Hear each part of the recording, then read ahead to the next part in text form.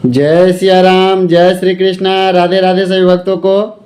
तो आइए आज सुनते हैं श्रीमद् भागवत गीता की छठे अध्याय तीसरी भाग। यह श्रीमद् भागवत गीता की छठे अध्याय को योगी जन आत्म संयम योग के नाम से जानते हैं।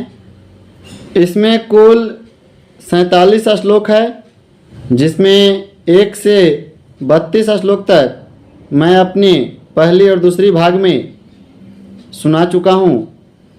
अब इसमें 32 से आगे सुनाने जा रहा हूँ। आप लोग ध्यानपूर्वक सुने। तो चलिए विलंब न करते हुए कथा आरंभ करते हैं। 32वां श्लोक में भगवान कह रहे हैं अर्जुन से, जो हे अर्जुन, जो योगी अपनी सदृश्यता से संपूर्ण भूतों में सम देखता है और सुख अथवा दुख को भी सब में सम देखता है, वह योगी परम श्रेष्ठ माना गया है। तो यहाँ तक तो मैं अपनी पहली वीडियो में आप लोग को समझा दिया था।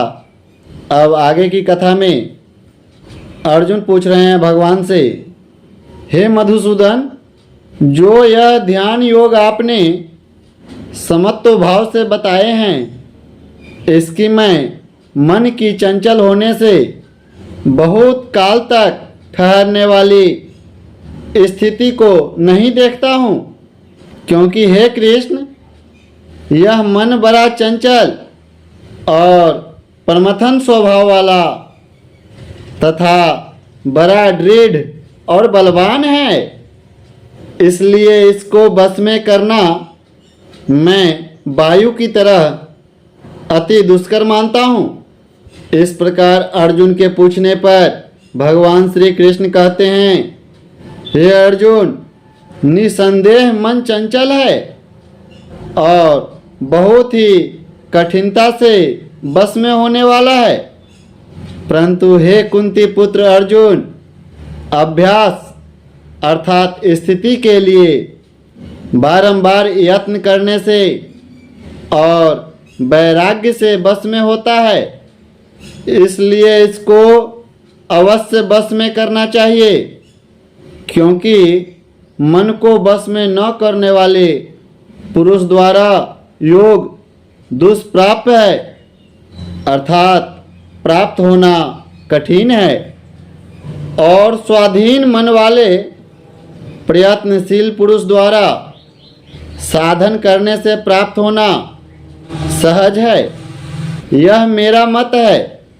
इसके बाद अर्जुन कहते हैं, हे श्री कृष्ण, योग से चलायमान हो गया है मन जिसका, ऐसा शिथिल यत्न वाला श्रद्धा युक्त पुरुष योग की सिद्धि को अर्थात भगवत साक्षात्कारता को न प्राप्त होकर किस गति को प्राप्त होता है?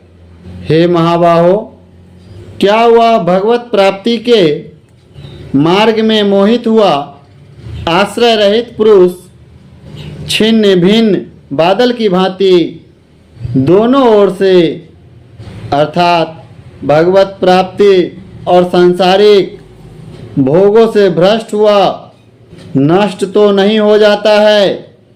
हे कृष्ण, मेरे इस संशय को संपूर्णता से छेदन करने के लिए आप ही योग हैं, क्योंकि आपके सिवा दूसरा इस संशय का छेदन करने वाला मिलना संभव नहीं है।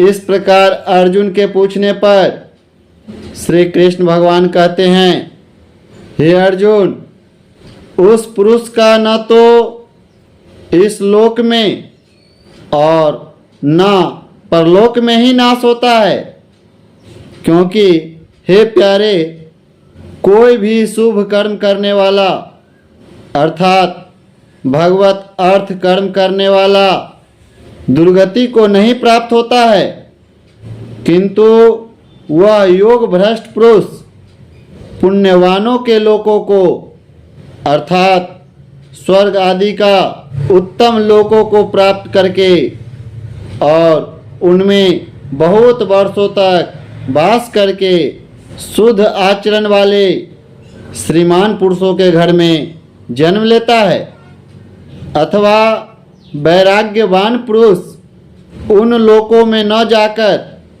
ज्ञानवान योगियों के कुल में ही जन्म लेता है।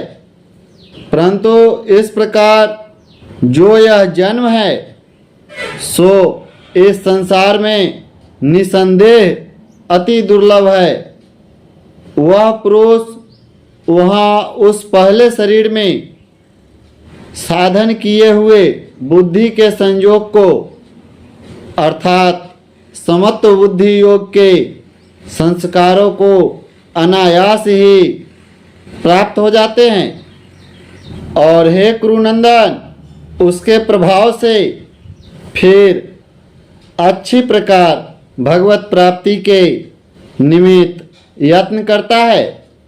वह विषयों के वश में हुआ भी उस पहले जन्म के कर्म के अभ्यास से निसंदेह भगवत की ओर आकर्षित किए जाते हैं तथा समत्व बुद्धि रूप योग का जिज्ञासु भी वेद में कहे हुए सकाम कर्मों के फल को उल्लंघन कर जाता है। जबकि इस प्रकार मंद प्रयत्न करने वाला योगी भी परम गति को प्राप्त हो जाता है। तब क्या कहना है कि अनेक जन्मों के अंतःकरण से शुद्धि रूप सिद्धि को प्राप्त हुआ और अति प्रयत्न से अभ्यास करने वाला योगी संपूर्ण पापों से अच्छी प्रकार शुद्ध होकर उस साधन के प्रभाव से परम गति को प्राप्त होते हैं, अर्थात पर ब्रह्म परमात्मा को प्राप्त हो जाते हैं। क्योंकि योगी तपस्वियों से श्रेष्ठ हैं और शास्त्र के ज्ञान वाला से भी श्रेष्ठ माना गया है तथा सकाम कर्म करने वालों से भी योगी श्रेष्ठ है। इसमें हे अर्जुन तुम योगी हो। हे प्यारे अर्जुन संपूर्ण योगियों में भी जो श्रद्धावान योगी मेरे में लगे हुए अपने अंतरात्मा से मेरे को निरंतर भजता है वह योगी मुझे बहुत प्रिय है। तो ये थी श्रीमद् भागवत गीता रूपी उपनिषद एवं ब्रह्म विद्या तथा योग शास्त्र विषय के श्री कृष्ण और अर्जुन के संवाद में आत्म संयम योग नाम के 6ठा अध्याय समापन हुई। तो चलिए मिलते हैं अगली वीडियो में। तब तक के लिए जय सिया राम, जय श्री कृष्णा, राधे राधे। और एक बार प्रेम से बोलिए वृंदावन बिहारी लाल की जय।